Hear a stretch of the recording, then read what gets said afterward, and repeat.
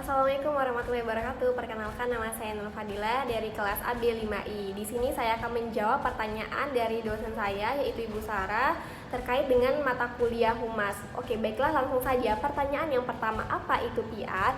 PR atau Public Relation dalam bahasa Indonesianya yaitu hubungan masyarakat. Nah, di mana di sini hubungannya tidak hanya kepada masyarakat saja, tetapi bagaimana hubungan organisasi publiknya ataupun bagaimana hubungan organisasi terhadap organisasi, dan begitu juga sebaliknya. Sehingga peran CPR tadi itu memiliki peranan penting nih di dalam sebuah perusahaan atau organisasi, yang mana sebagai jembatan atau yang menjembatani organisasi terhadap publiknya, sehingga tercapailah suatu mutual understanding atau saling pengertian di antara kedua belah pihak. Nah, pertanyaan yang kedua yaitu sejarahnya PR baik di dunia maupun di Indonesia. Nah, sejarahnya PR sendiri di Indonesia itu diawali dengan pembentukan proklamasi, ya kan. Di situ sudah ada peran PR, tetapi PR di sana belum diakui. Nah, PR mulai diakui pada pertengahan abad ke-20, yang mana ditandai dengan berdirinya suatu organisasi humas di perusahaan minyak negara atau sering kita sebut dengan Pertamina.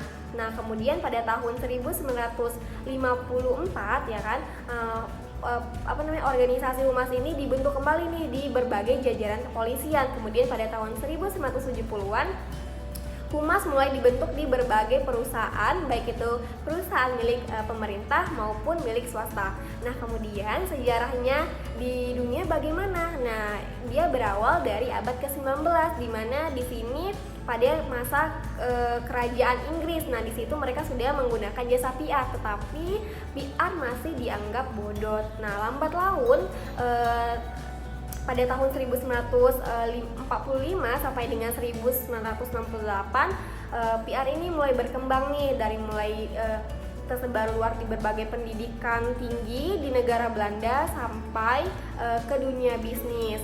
Nah, di mana sampai saat ini dia dikenal dengan sebagai periode The Public Relation and Mutual Understanding.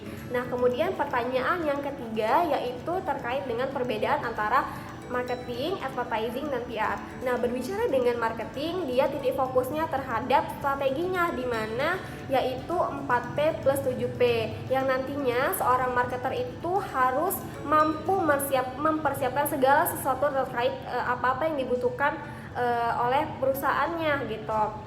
Nah, mulai dari packaging, produk, dan sebagainya. Nah, kemudian advertising atau pengiklanan. Nah, pengiklanan ini yaitu penyampaian informasi yang bersifat persuasif. Nah, yaitu menggunakan media di berbagai media massa seperti televisi, radio, majalah, dan lain sebagainya, sehingga mereka harus mampu bagaimana si perusahaan mampu menarik masyarakat agar tertarik terhadap produk maupun jasa yang ditawarkan. Kemudian CPR itu fungsinya sebagai penyampaian informasi juga, tetapi informasi yang bagaimana? Informasi yang tidak persuasif. Nah, informasi yang membuat publiknya itu memberikan pengetahuan ataupun pengalaman terhadap perusahaan tersebut kepada publik. Nah, soal yang keempat, peran PR dan fungsinya. Peran PR itu terdiri ada 4. Yang pertama sebagai ahli nasihat. Nah, yang mana seorang PR itu harus mampu mengkualifikasi atau mampu nih mengidentifikasi apa-apa saja yang terjadi baik di dalam maupun di luar perusahaan. Nah, contohnya ketika seorang PR ingin membuat seragam, seragam bagaimana yang harus yang cocoknya atau sesuai untuk perusahaan tersebut, atau ingin mendesain logo. Nah, logo seperti apa sih yang bagus untuk sebuah perusahaan gitu. Nah, kemudian sebagai fasilitator komunikasi. Nah, itu tadi fungsinya sebagai yang menjembatani antara organisasi dengan publiknya, sehingga publik itu tahu betul apa tujuan dari perusahaan tersebut.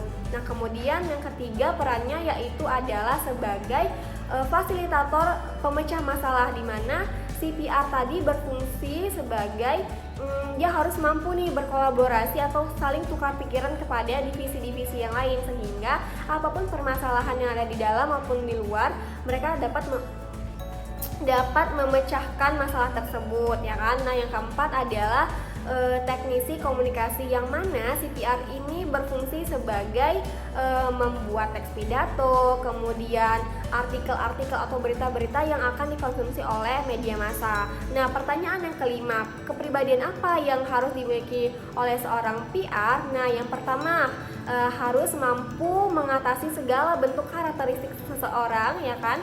Nah, kemudian harus pandai komunikasi atau memiliki skill communication. Nah, kemudian yang ketiga itu harus memiliki wawasan yang luas.